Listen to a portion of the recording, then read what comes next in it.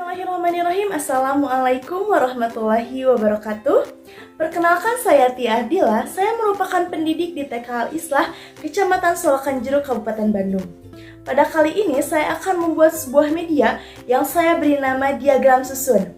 Media ini dibuat dengan memanfaatkan barang-barang bekas. Di antaranya ada kardus bekas, gelas plastik bekas, dan lain sebagainya. Media ini dibuat dengan tujuan untuk menstimulasi kemampuan kognitif anak, khususnya dalam kemampuan matematika. Yuk ikuti langkah-langkah pembuatannya. Berikut tema, subtema, sub-subtema yang diangkat, serta deskripsi singkat dari media. Kemudian berikut bahan-bahan yang digunakan, serta alat-alat yang digunakan. Untuk langkah pertama yaitu gunting kardus sesuai dengan ukuran yang diinginkan dan lapihkan kardus dengan menggunakan lakban. Kemudian kita potong kain flanel untuk menutupi kardus. Kemudian kita berikan lem agar kain flanel menempel dan lapisi seluruh permukaan kardus dengan menggunakan kain flanel sampai semua tertutup. Lalu di sini pasang plepet untuk bagian depan. Lalu kita buat angka-angka dari kardus dan kertas berwarna. Ini ditempel double tip, kemudian gunting kardus yang telah dilapisi oleh angka-angka dan susun semua angka-angka pada kayu yang telah dilapisi dengan kain flanel. Kemudian ini untuk kayu, di bawahnya kita beri jarum dan masukkan ke dalam lubang dan tancapkan jarum pada kardus sampai kayu berdiri tegak. Kemudian susun semua hingga hasilnya seperti ini.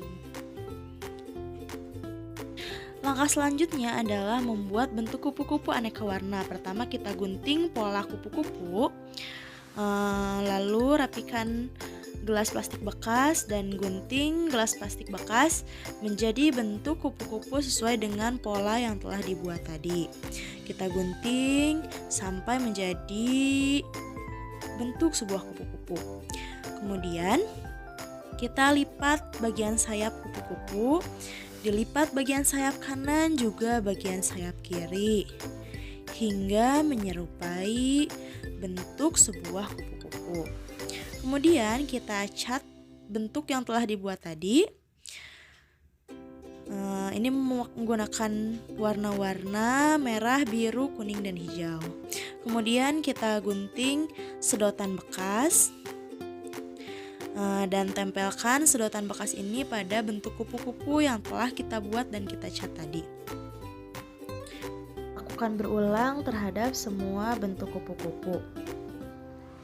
Kemudian ini untuk kupu-kupu yang ditempel, kita gunting prepet.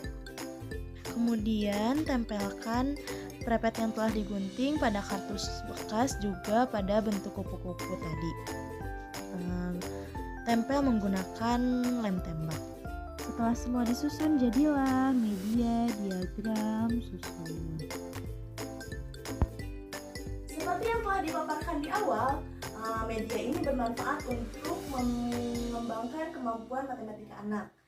Di antaranya kemampuan analisis data sederhana, kemampuan mengenal aljabar sederhana, dan lain sebagainya. Untuk penggunaan media ini, yang pertama kita bisa melakukan permainan-permainan yang dapat menyenangkan bagi anak. Misalnya kegiatan permainan mencari bentuk kupu-kupu. Setelah anak menemukan bentuk kupu-kupu, anak dapat mengelompokkan bentuk kupu-kupu ini berdasarkan warnanya. Misalnya anak menemukan warna biru, kemudian dimasukkan ke dalam kupu-kupu berwarna biru. Yang menemukan kupu-kupu berwarna hijau dimasukkan ke dalam kelompok kupu-kupu yang berwarna hijau, dan lain sebagainya. Selain menstimulasi kemampuan kognitif, ketika anak mengelompokkan bentuk kupu-kupu ini juga dapat menstimulasi kemampuan motorik halusnya ketika memasukkan. Selanjutnya, kita dapat melakukan analisis data sederhana seperti memberi pertanyaan, bentuk kupu-kupu apa ya yang paling banyak? maka misalnya anak akan menjawab kupu-kupu berwarna biru. Kenapa? Karena ada 6 bentuk kupu-kupu. Lalu ada bentuk kupu-kupu mana yang paling sedikit, dan anak akan menjawab kupu-kupu berwarna hijau karena ada 3. Kemudian kita dapat menghitung bentuk kupu-kupu yang telah dikelompokkan anak. Ada berapa bentuk kupu-kupu berwarna biru? Lalu anak akan menghitungnya, dan kita bisa membuat kartu-kartu angka. Misalnya ada berapa banyak kupu-kupu berwarna biru, lalu anak akan diberi kesempatan untuk memilih angka yang sesuai. Anak akan mencari angka 6, kemudian menempelkannya seperti ini. Ada berapa kupu-kupu berwarna hijau? Anak akan mencari angka yang sesuai dengan jumlah kupu-kupu.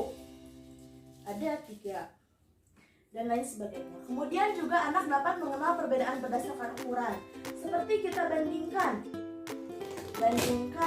antara kupu-kupu berwarna biru dan kupu-kupu berwarna hijau. Kupu-kupu berwarna biru lebih besar atau lebih kecil dibandingkan dengan kupu-kupu berwarna hijau. Nah, anak akan membandingkannya. Misalnya kupu-kupu berwarna biru lebih besar dibandingkan dengan kupu-kupu berwarna hijau. Lalu anak memberi tanda lebih kecil, tanda lebih besar, ataupun tanda sama dengan. Seperti itu. Terima kasih, sekian dari saya. Wassalamualaikum warahmatullahi wabarakatuh.